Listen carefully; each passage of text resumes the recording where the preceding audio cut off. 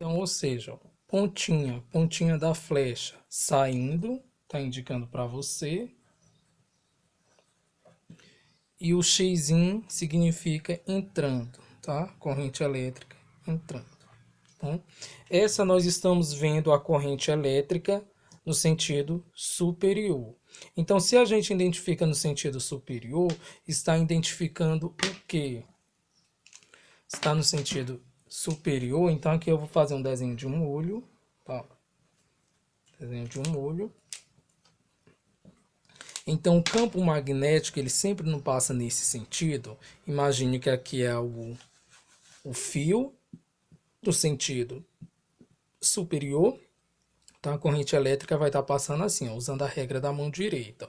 O dedão é a corrente vai estar aqui, ó, o izinho. Vai passando nesse sentido. Então, se a gente for fazer os vetores de campo magnético, vai estar nesse sentido aqui, ó.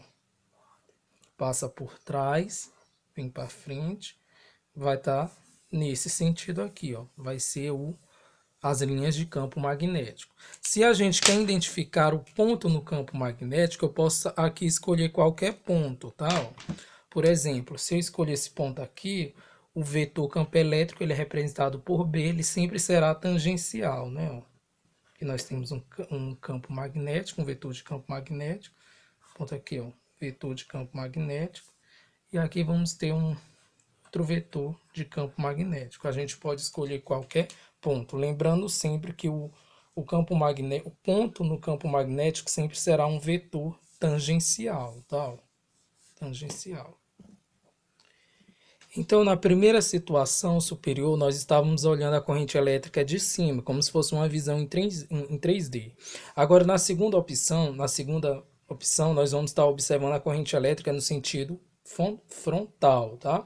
Então, ou seja, usando a regra da mão direita, nós temos o quê? Ó? A corrente elétrica, o campo magnético, ó, corrente elétrica, e o campo magnético vai estar entrando e saindo, ó, no sentido frontal. Campo magnético é meus 4 dedos. A corrente é o meu polegar. Então, ó, o campo magnético vai estar assim, ó, tá certo? Então, nós vimos que o quê? Ó?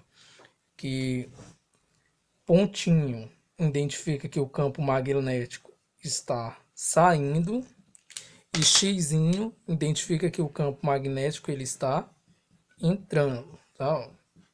Eu consegui visualizar para vocês, ó, corrente elétrica, tá? O fio, corrente elétrica, o izinho, por isso que diz que é a regra da mão direita, ó.